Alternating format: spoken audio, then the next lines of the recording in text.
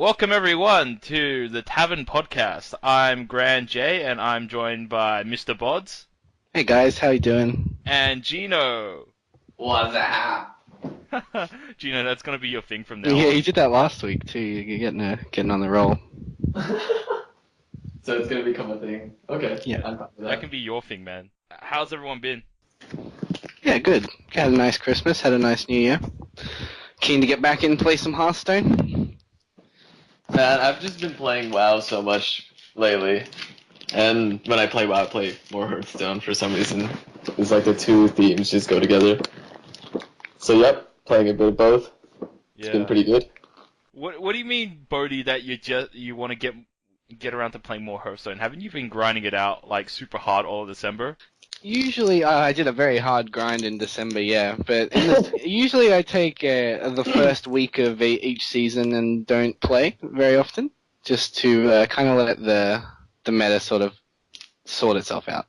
I don't like playing against 15 Hunter and Zoo in a row. That's not how I have fun. So I give it a week, let everything sort of settle out, and then start the grind again. Oh, come on, admit it. It's fun to face Zoo and Hunter. It's nice. Bodhi, you leave the first week off. Like the only reason why I would leave the first week of ranked off is just so like older pros can move up the ladder, and then I would just like fight. You can beat on noobs for about the first week, yeah? Yeah, man, that's exactly it. Playing the meta game. Okay. Let the pros get up into legend first, then just creep your way up.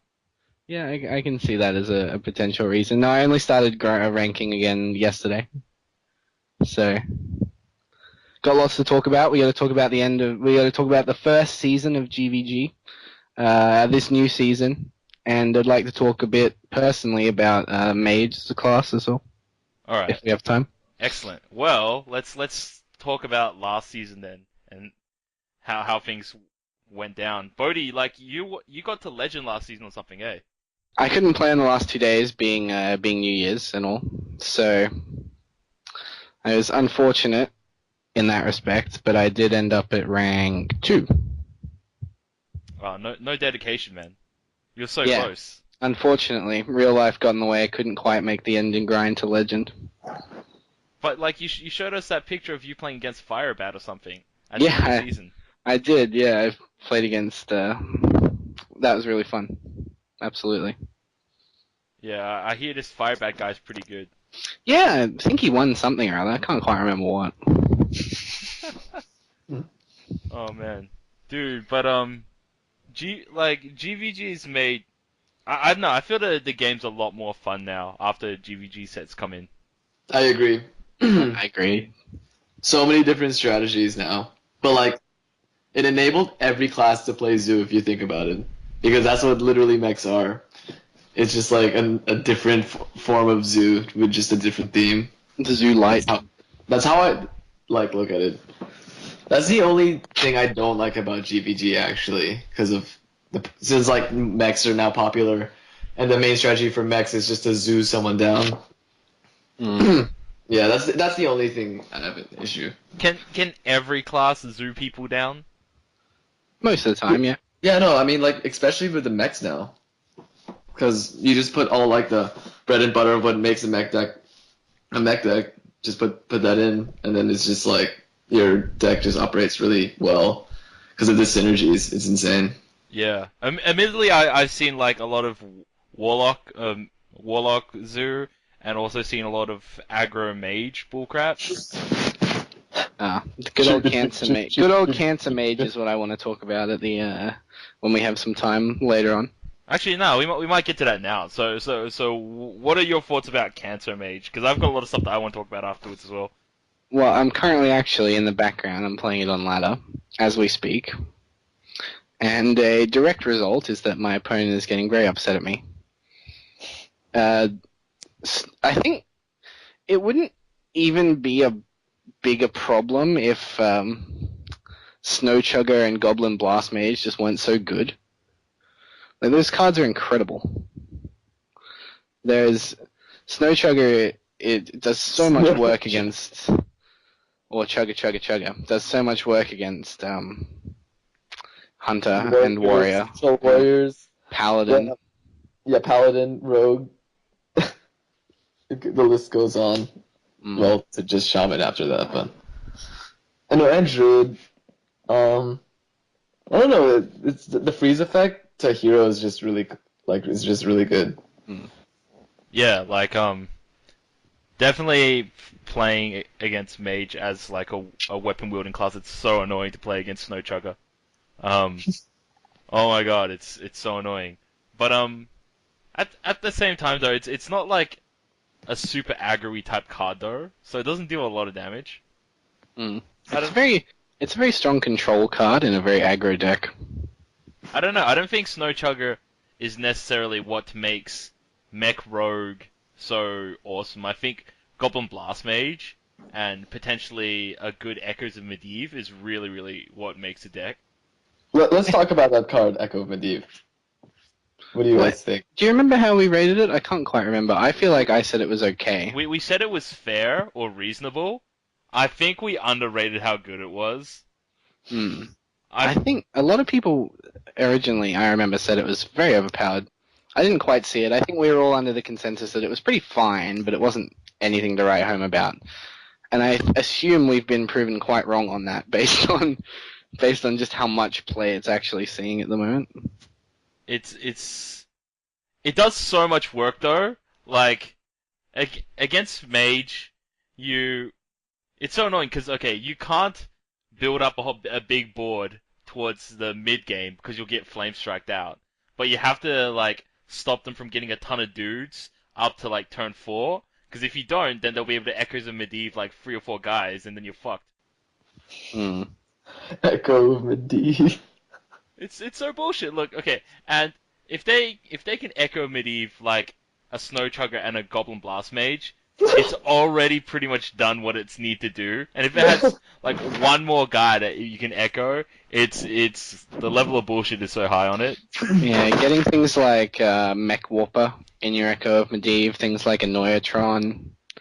I mean, you can go down the list. Like any card in the deck is good to have multiple copies of. Like who doesn't want a second Doctor Boom or a second Archmage or 4 Azure Drakes?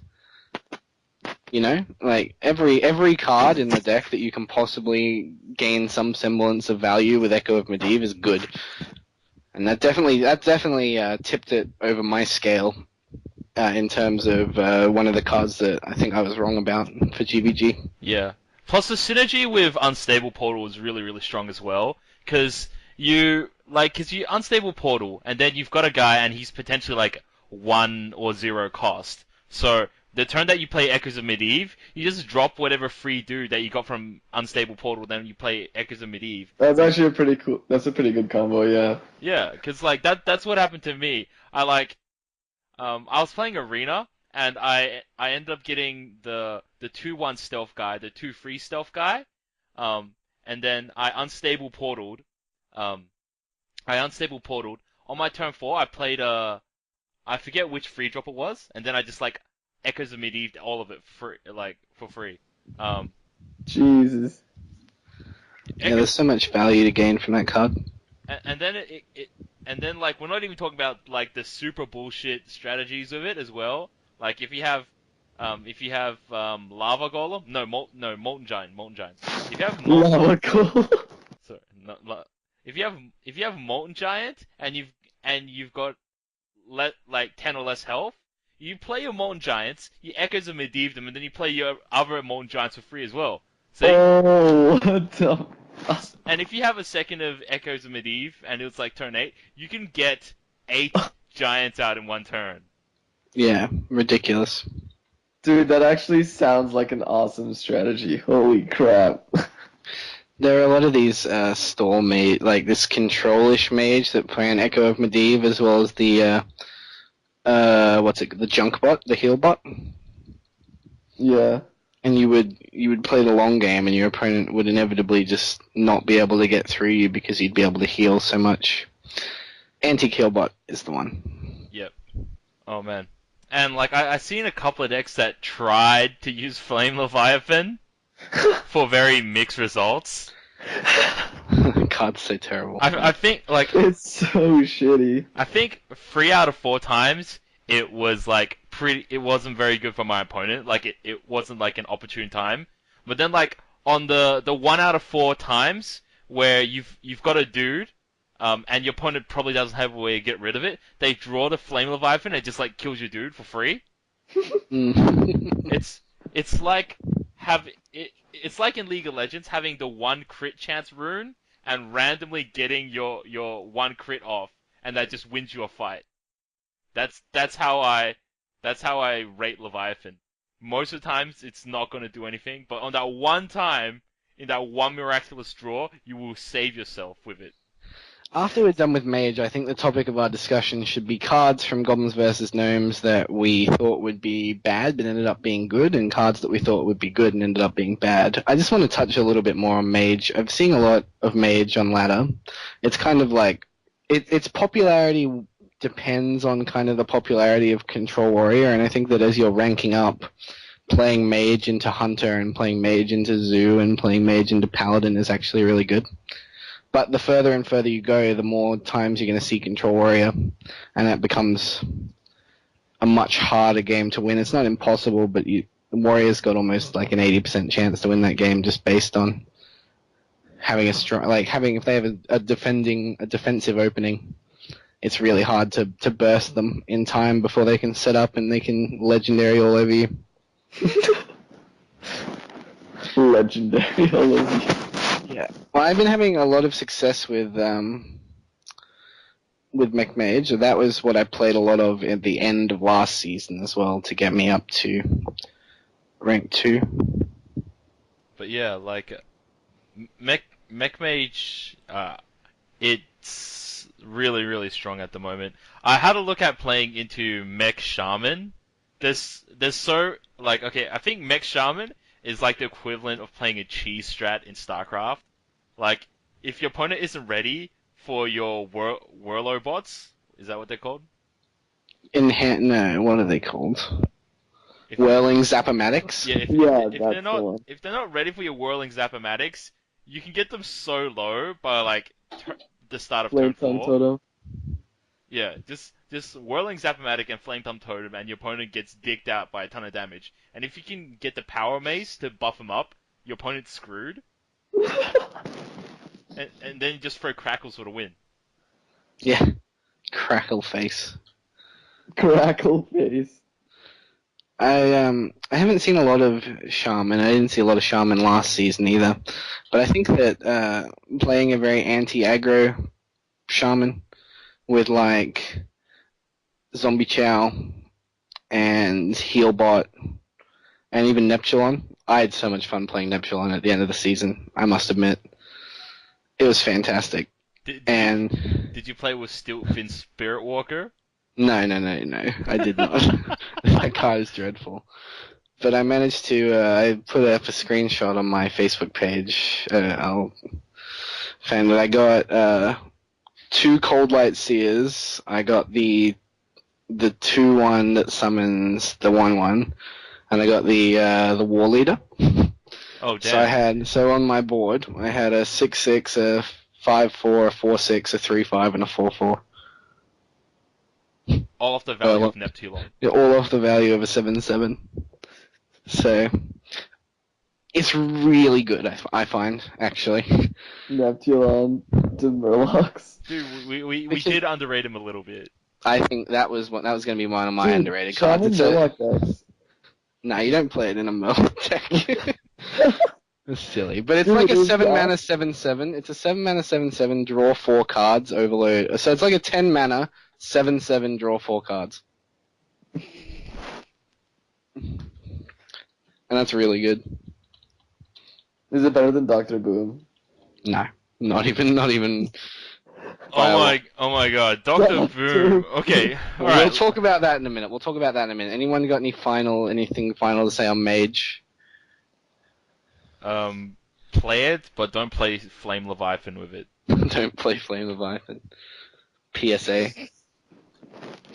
Goblin Blast Mage though, I found it to be a little bit inconsistent. Yeah, like okay, I don't feel Goblin Blast. I feel Goblin Blast Mage. You're doing it just to get like a raw advantage. Like he comes in, he's good stats, and he deals 4 damage like somewhere on your opponent's side. Whereas if you compared it to Bomb Lobber, was very consistent in taking dudes out. Mm. Yeah.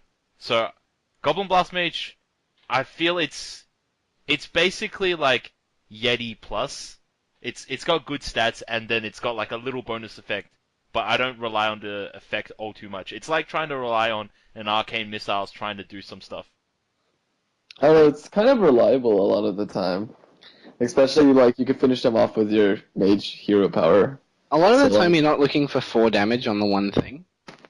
I tend yeah. to find that you're looking for like maybe 2 damage on something to trade in your 1 drop or your 2 drop, and that's where you get all the value from, because you're getting a 5/4 body that has battle cry, deal 2 damage to your opponent's minion, deal 2 damage to your opponent's face, which is very good, and its stats are ridiculous. 5/4 for 4 is so good.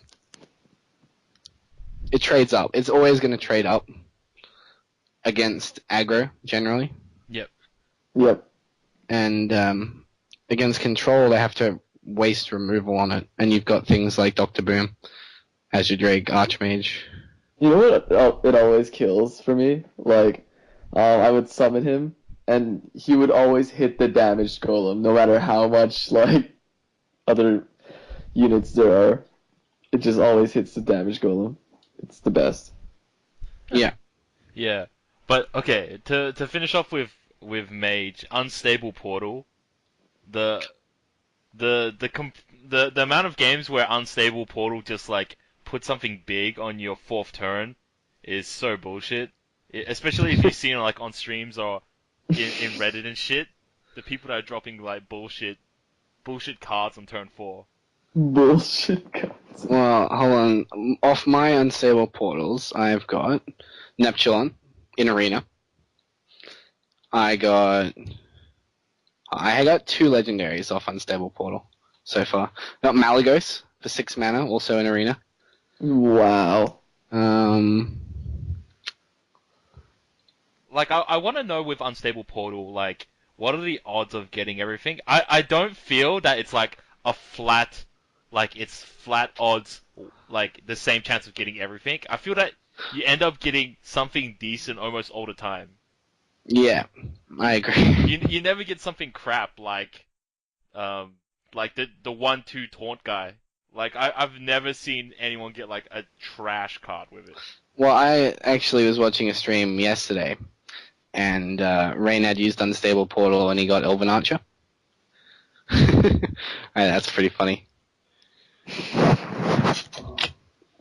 Alright, I just unstable portaled and got Prophet Velen. How about that? Not Anyway. bad. Not bad. Screen.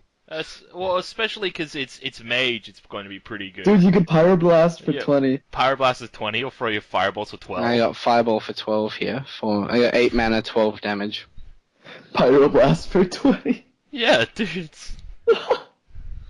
But yeah, like it's really good to see that there all these like random type effect cards like Unstable Portal, and all the shredders and stuff. They're throwing in like random cards from out of your class into your deck, which means that like there's a lot more interesting interactions that you can see during games. Mm. So it's now a lot less predictable what will happen during battles, and what you're predicting.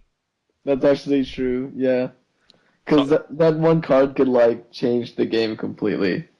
Like, if you get Tyrion, holy shit. Yeah, but like at the same time though, it's like when you get really like if there weren't cards that grab random minions, once you get really deep into the metagame and you know each matchup, you can prepare for what your opponent's going to be able to play, whether it's like an Azure Drake or whether it's like their Doctor Booms or something. So you can have options to plan for that. But Unstable Portal, you can't plan for that. You can't predict what your opponent is going to be able to drop with it. So it brings a level of unpredictability to the game, which makes it a lot more fun, and I think it puts good players at an advantage because it allows them to play those like random cards in very interesting combos Mm. to get out of sticky Yeah, situations. that's a good point. Yeah, because like I heard I forget which person said it. It might have been Ben Brode actually, but basically they say that higher level players gain a huge advantage in games by being better problem solvers than your average player. Like your average player will understand basic stuff like throw nukes at guys, blow up their dudes, and attack them to the face. But it's the pro players that can use these sort of very creative situations to get to like to outplay their opponent. And I think Unstable Portal is a great tool to allow skill to differentiate like a good player from an average player. I can understand that in some way or another. Yeah, it's I suppose it's like it's a difference between a net deck player versus a good player, like a really strong player at the game. Like a net deck player, they can learn to like autopilot a deck, but if you have unstable portal, the net deck player may not be as smart or may not be as like skilled to be able to use the random factor to win nearly as well as like a great player could, if you understand what I'm saying. I do get it, yeah. Yeah. Those cards in general are very good, however, which makes it no, it's a big bonus that the fact that things like piloted shredder are so good Yeah, I because love this. they give an alternate, like what you're saying, they almost give an alternate win condition even if that isn't the case.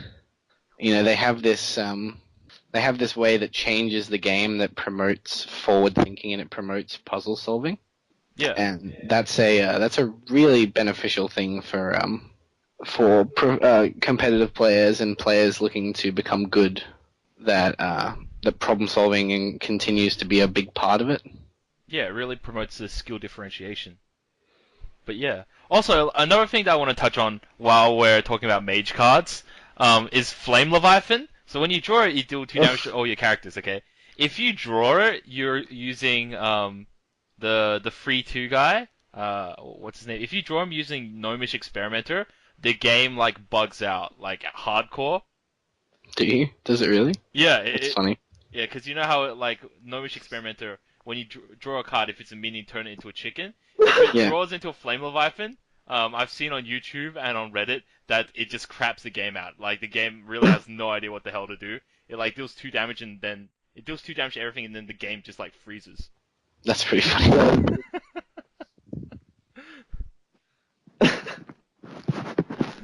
Do you think that card's ever like used well though? That the 3/2 that draws if it's a creature, turn it into a chicken.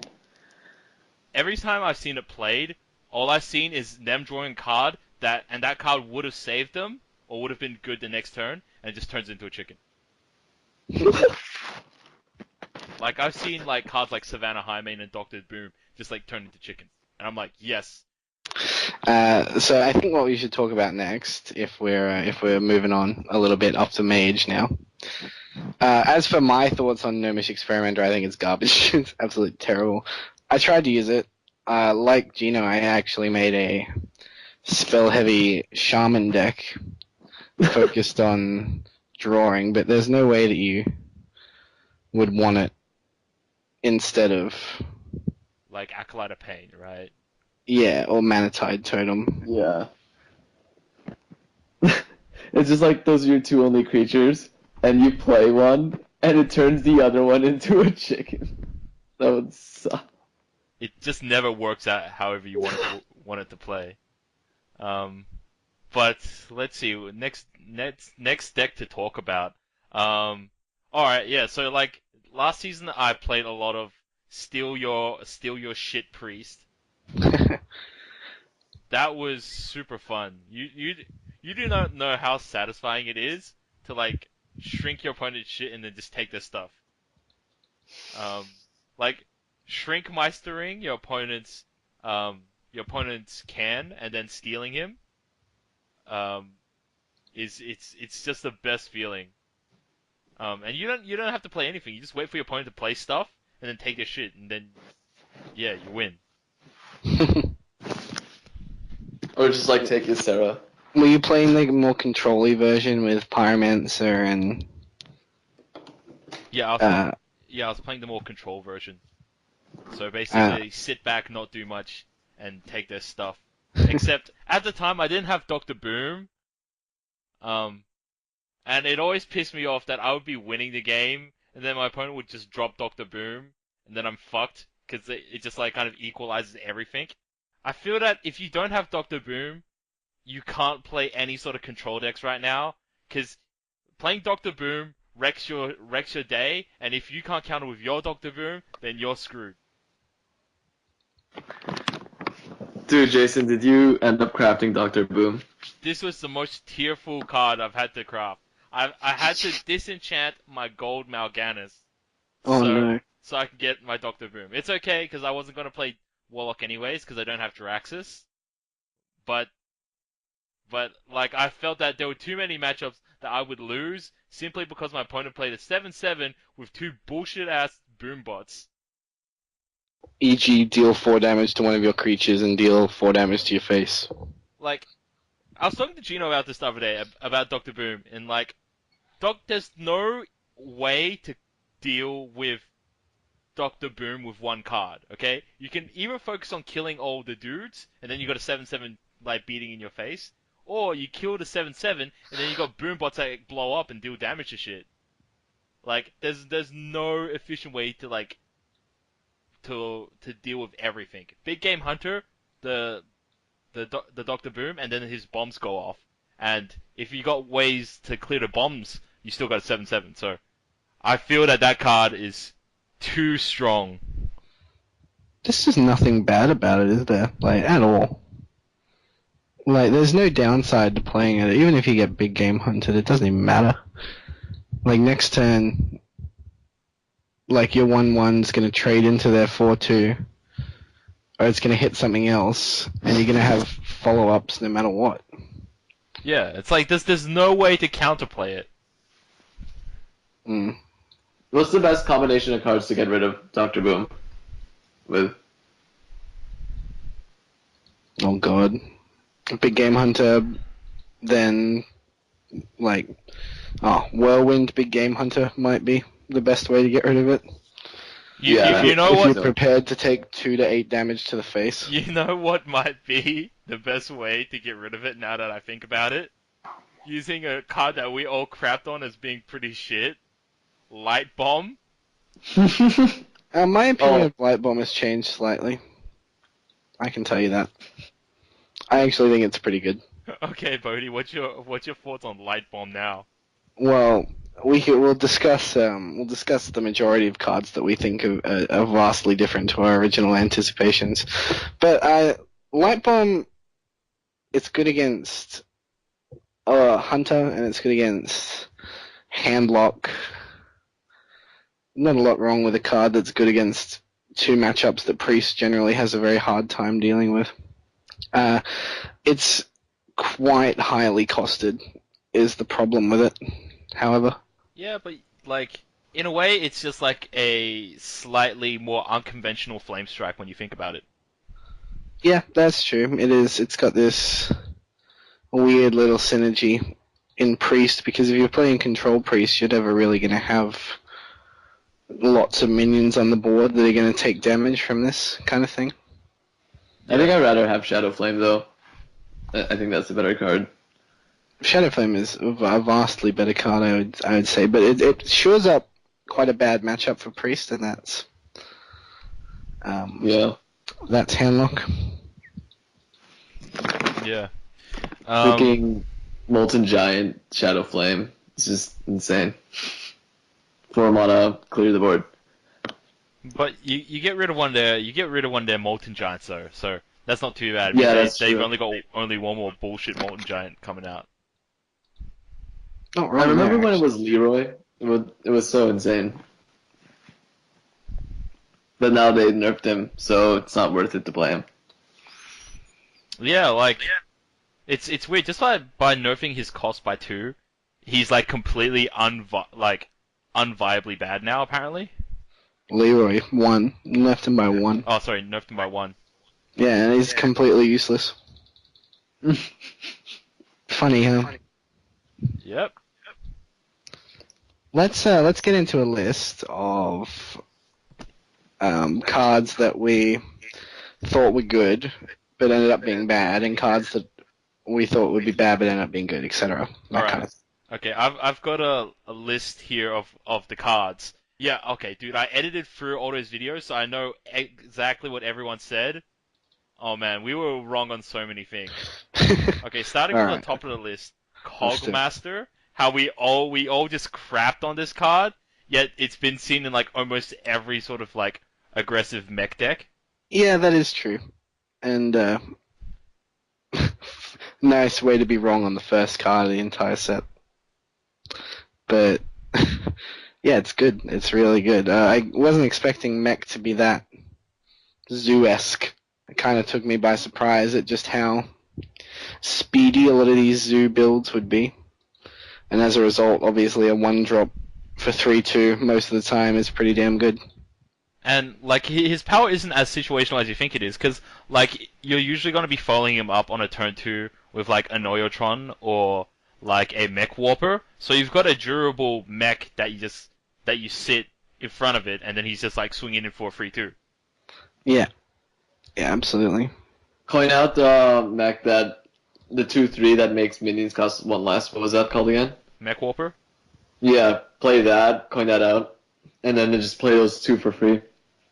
So you have like 3 mechs out in the first turn. No, but Cogmaster's not a mech, man. That's the biggest mistake that a lot of people make. Cogmaster is not a mech though. So they've got like a Cogmaster on the Oh, field, okay. and then they play Tinkertown Technician, and then they're like, oh shit, oops, because yeah, like Cogmaster isn't a mech, and Yeah, that then happened a lot to me. yeah, I saw that so many times. You just assume it's a mech, but then like yeah, you you screw yourself up so hardcore.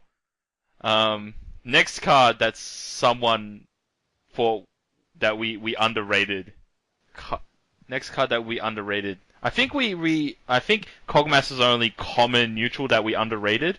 Well, let's chat about your own one then, Jason. If there's one that strikes out at you as being The Muster for Battle and Quartermaster. Alright. I underrated this deck so much, and it's only after playing against the decks that you realize how annoying they are, okay? So, like, my opinion was of the whole Muster for Battle deck, or mainly, like, the two cards Muster for Battle and Quartermaster. I thought they were bad, because I thought Muster for Battle was bad, because you're getting free 1/1s, okay? And free 1/1s get wiped out by any sort of AoE. So, here's the thing. When you muster for battle and you get your free 1/1s, your opponent they never want to waste an AoE spell on it. Okay, they never want to waste any sort of field wipe on like 1/1 Silverhand recruits. But the thing is, if they don't, then they drop a quartermaster. Then you're fucked. Okay, so you never want to drop like a consecration or a lightning storm or a holy nova on those Silverhand recruits, but you're forced into doing it because the threat of quartermaster is so scary, and if you if you have dudes and you're just like attacking your dudes into their Silverhand recruits, then you're saving their face a lot of damage. So if your opponent's got Silverhand recruits and you're trading your 2/3s and your 3/2s into it, you're basically not using those attacks on your opponent's face. So it in a lot of ways it's dealing damage to your opponent's guys and it's saving damage to your face. yeah. I agree 100%. I got a couple here that I've written down, and I'll start off with I'm pretty sure that I said Grove Tender would be pretty good, and it's absolute trash. The 2/4 Druid card. When you play it, you can choose either each player getting a mana crystal or each player draws a card, and it's terrible in Ramp Druid and it's terrible in Token Druid, and you barely play it in the Mildred deck that's become popular recently thanks to Reddit. I said it would be really good because it's another ramp tool for ramp, but you don't need it. You'd always rather play Shade of Naxxramas or Harvest Golem or anything like that. Yep. The other ones, I'm having a look through. The card next to it, okay, Mech Bear Cat. I was surprised at how reasonable it was, to be honest. Um, Hmm? Mech Bear Cat, the Druid card where whenever it takes damage, Yep. gain a spare part. I was surprised at how many times I was really hesitant against killing it, because you're almost always going to give it at least 2 spare parts. Yeah. Like, so if you think about it as a 7/6 that's kind of like an Azure Drake in that it kind of draws you cards afterwards, it does give you basically at least 2 spare parts worth of value, like throughout its lifetime. Yep. So I think it's deceptively stronger than we gave it credit for. That's fair enough. I can agree with that. Dude, Siphon Solid. Best Yeah. solution. There are some other ones here. We obviously know our opinions on Dr. Boom. Were we in agreement that Trogzor was going to be pretty good? We said that he's a good drop on an empty field, but we didn't realize how strong he was on an empty field. Mm. And so yeah, like I know in a lot of sort of control-y decks, he's just one of those. He's like a almost auto include to just drop when your opponent's got no board, and your opponent finds it very hard to deal with him without giving your opponent extra free fives. It's interesting because I think in any control deck, if your 29th card was this, or like Dr. Boom, you just play Dr. Boom 100 times out of 100.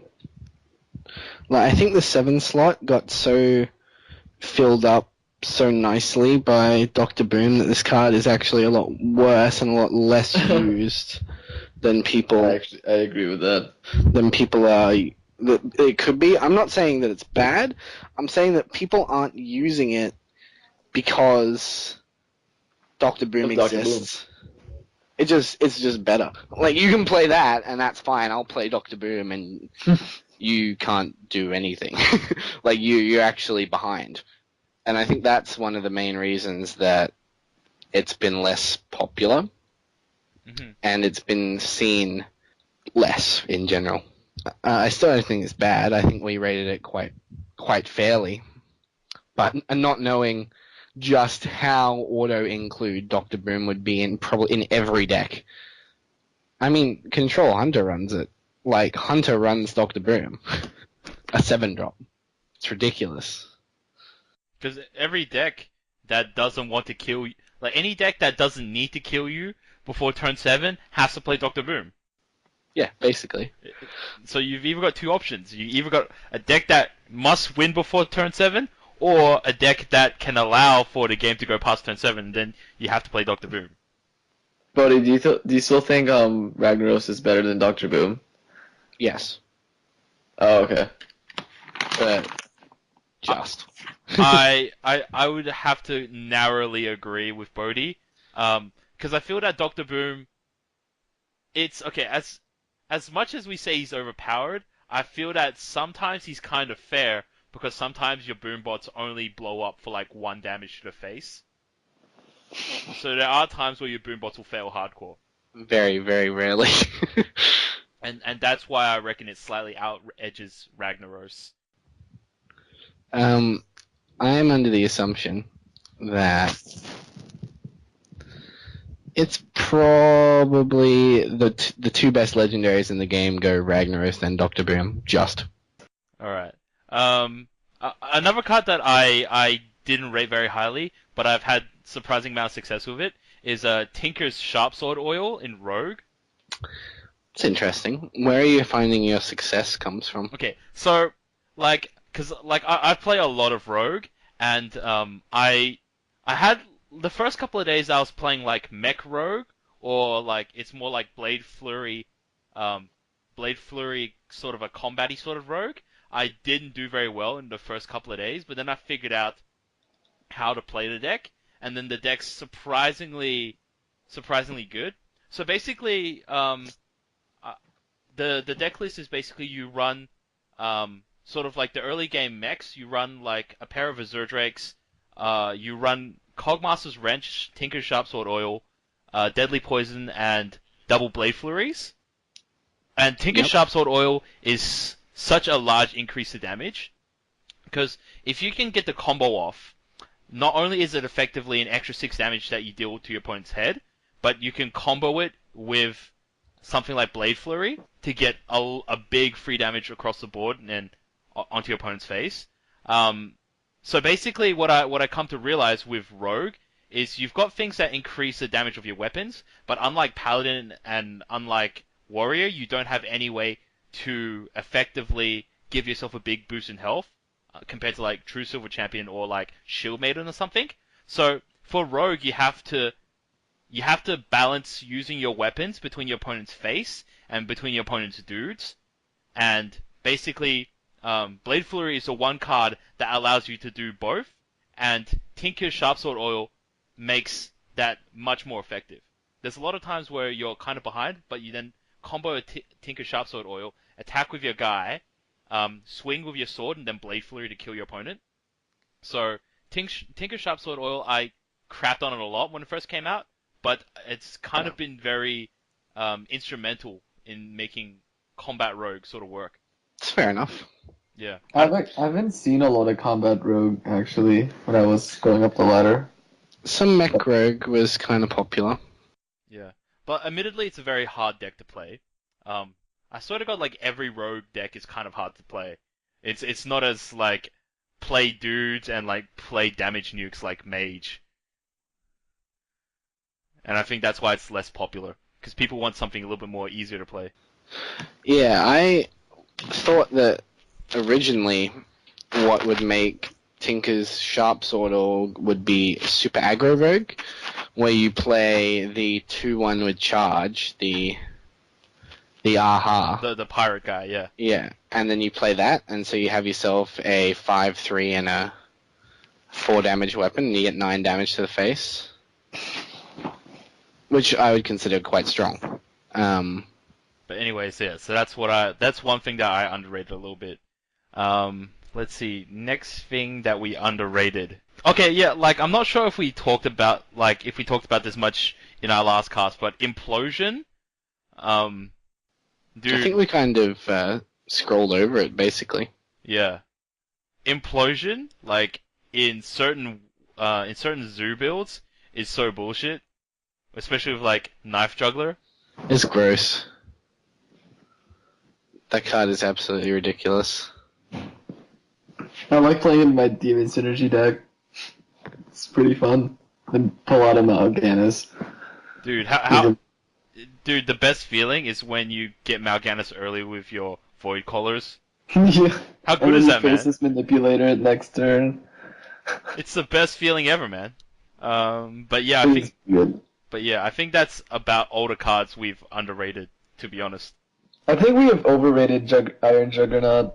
I didn't overrate him. I just thought it was a cool mechanic. I thought it was better than it was going to be. Because I was using it, and it was actually winning a lot. But then I realized I was playing, like, the low-ranking people. So then as I went up the ladder, it just became less effective. I tried to make it good for a very long time. I had it in my Control Warrior deck for almost the entire season. With good success. I didn't think it was bad. It's... One last thing. I remember last time I crapped on how bad Bolvar 4 Dragon is. I take back those words. When it comes down to like you and your opponent are both like one card left, and it's the game's dragged on. When your opponent drops like a 14 attack Bolvar 4 Dragon, you just like concede. Because you're running out of steam, and he's got a card that gets better and better as you both run out of steam or you both run out of cards. I haven't seen a lot recently. I'm sorry, Bodhi, that you don't see all these casual cards up in rank 2 and 3. I haven't played against a lot of Paladin this season yet so far. I'm not sure if that means they've been including Bolvar more often. I like it. I think it's good. It's got this weird style of how you play it that makes it really interesting. Is there anything we'd like to talk about? What do we think are the decks to play going into this season of Hearthstone? Alright, so on my list of things to talk about, the metagame and how we think it's developed, and therefore what's the best decks to play. So, last season, what were the decks you reckon we saw the most of? And I think, personally, I've seen a lot of Handlock and a lot of rushy mech decks, mainly Warlock and Mage. Oh, okay. Yeah, I think if I was to pick a top three, I would say Mech Mage and Control Warrior were kind of tied for the most popular, followed closely by Handlock. For me, it was like this Warlock Zoo deck, Warlock Mech Zoo deck with Enhancer Mechano. Have you played that variation before? I'm not sure what else I saw besides from that. I think the popularity of Mildred is getting up there in the last couple of weeks. Like, in the first couple of weeks, people were still trying to work it out, but then, like, a couple of big players posted stuff on Reddit, and then there's a couple of very solid Mildred decks now. And I think they have very good matchups against things like Warlock, Priest, and Mage. So any sort of, like, control-y type decks, Mildred's really strong against, from what I've noticed. Truthfully, if I'm going to be honest, I haven't played a single game against it at all on ladder. I've seen it become very, very popular playing against it while streamed, etc. But never have I played against it yet, which is very surprising to me. I thought it would be very popular. I'm sure that as the weeks go on, it's likely to become more and more as the meta kind of gets fleshed out for this season, and we see the change that we see in about a week's time, where a deck's gonna pop up on the front page of Reddit, or it's gonna pop up on a stream somewhere, and everyone's gonna play it for about a week. It's got a really, really solid matchup against Warrior, especially because they can just burn, like, a lot of important cards in Warrior can just get burnt automatically. Sometimes, if you're lucky enough. Yeah, and then, like, the Warrior has no way to finish off the Druid before they just, like, fatigue out to death. Yeah, pretty much. So yeah, I don't know. I think it's like an interesting what rock paper scissors there. We've got like controlling decks that can get beat out by like Mildred, but Mildred would almost always lose to something more rushy because like giving your opponents cards if they're playing Hunter or Warlock just kind of means you're dead. Yeah. And then with Zui type decks, they tend to get beat out by decks like Handlock or Priest, decks that can sort of like mass AoE very easily. Yeah. Or abuse them in the early game like Control Warrior can. Yeah. So I think the game's pretty balanced and pretty balanced in regards to matchups right now. So it's hard to know what to climb up with. But from what I've seen on Reddit, it seems like there are pros every day just going up to Legend with whatever decks. Like I saw the other day, there was someone who got into Legend on Reddit with Pirate Rogue. Yeah, Zixo made it to Legend with a, let me try and find it, 26-5, or it's 27-5 win rate from rank 5 or something. Yeah. That's crazy. That's Look, hilarious. If this guy can win using Pirate fucking Rogue, okay, it goes to show that it doesn't matter what deck you play, just learn to play it good and you'll win. Mate, ship's cannon OP. Dude, War Golem. Stop saying War Golem every podcast we do. Dude, Yeah. it's the best. You're obsessed. All right, we'll create a Twitter account for Gino because he hasn't got one yet, and his display picture will just be War Golem. Oh my god, that could be Gino's thing. Gino can be the "What's up" guy and the War Golem guy. Dude, no, that card just pisses me off. I'm gonna make a deck in which War Golem could work. Yes. Okay. I believe Just you. replace all your Doctor Booms with War Golem in your deck. And he plays it with Recombobulator. So the moment he plays War Golem, he just recombobulates it into something else. Like Dr. Boom. Oh, dude, He's gonna play the War Golem Wisp deck. Yeah, he's got his ghetto Dr. Boom. You play your War Golem and then drop your two Wisps side by side around it. Dude. Oh man. Oh yeah, Recombobulator. That card, I saw some really crazy plays of it.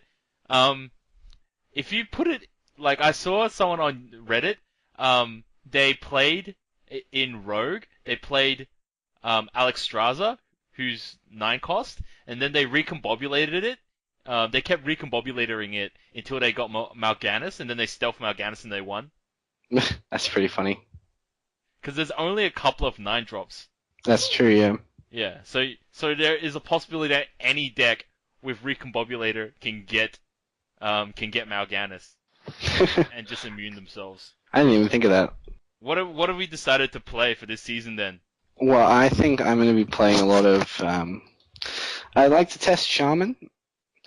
Test a more standard Shaman kind of build, followed by getting very mad at Shaman and never wanting to play again, and instead choosing to play something different, like probably Warrior. Just go back to Warrior, probably, in the end of the day. Hard to find the optimal build that I want to play for Priest at the moment. You had such sick plays that time when I was spectating you. Gino and I played a lot of Priest in the higher end of the rank 2 and the rank 3. That was lots of fun.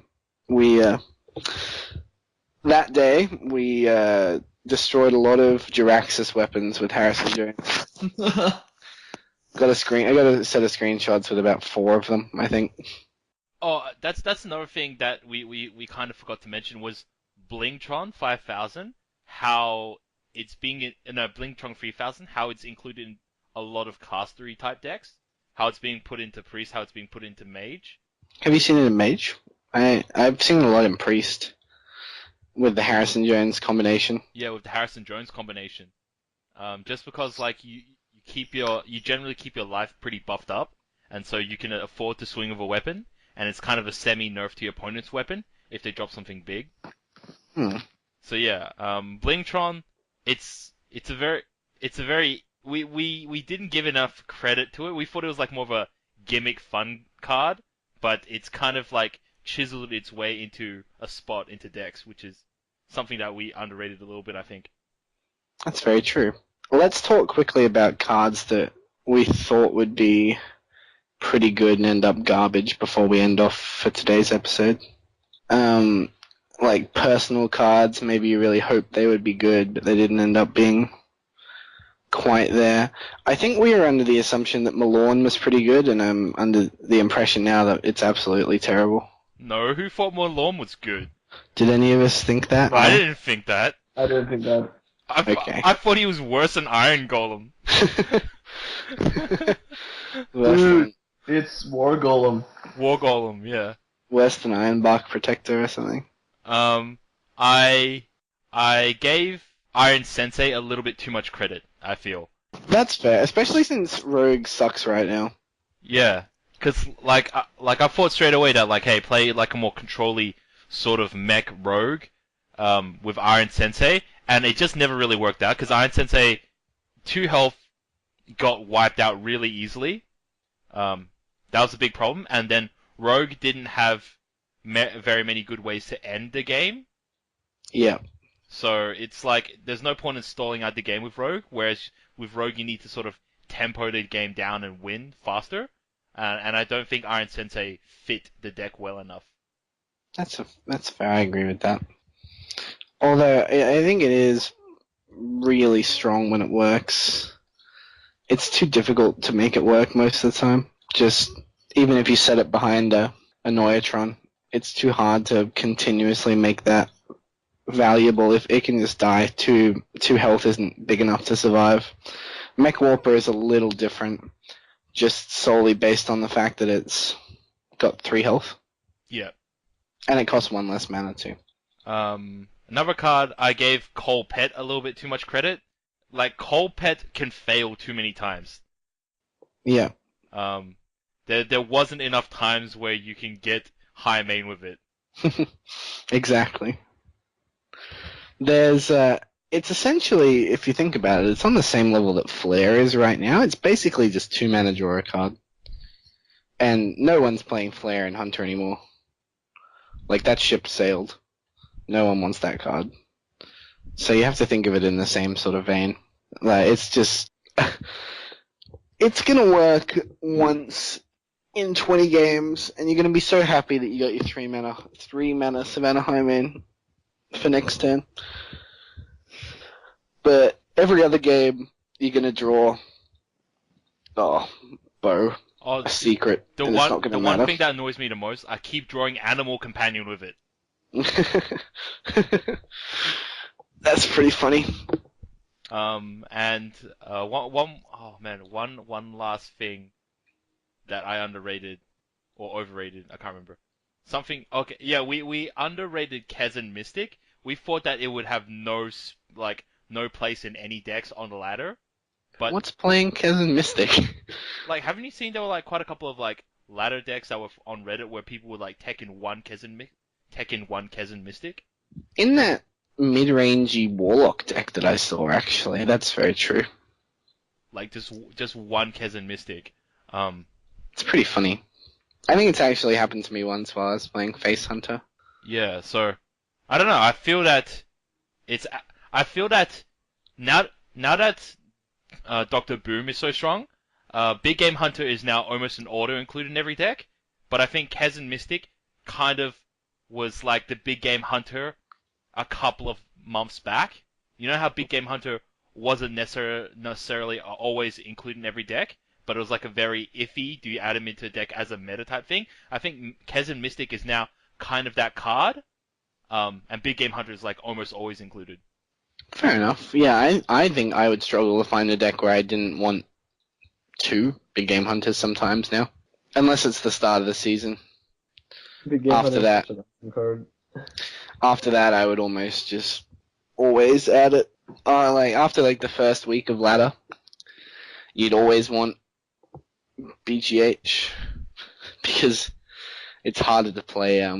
It's harder to play two Big Game Hunter against Zoo. So, I mean, I've got a couple of decks, Druids running two Big Game, things like that kind of balance it out. Is that the deck where you run Kel'Thuzad? Dude, it's such a fun card to run on Druid. Yeah, Kel'Thuzad's an incredible card. A lot of cards have become even better since GVG as well, and we can certainly talk about that another time as well. Anyways, I think that's a good place to end up. Thanks, Yeah. guys, for listening to the Tavern podcast. I'm Grand J. I'm joined by Mr. Bods. Where can we find you, Mr. Bods? My Twitter handle is at Bode, it's BODE, and I think 3 H's, or you can like my Facebook page, which is Mr. Bods. And how can people find you, Gino? You can find me on MySpace. On Alright. AOL. Awesome. We're gonna make Gino get a Twitter before the next one of these, I think. Excellent. Alright. Thanks for listening, guys, and I'll catch you guys later. See ya. See you guys.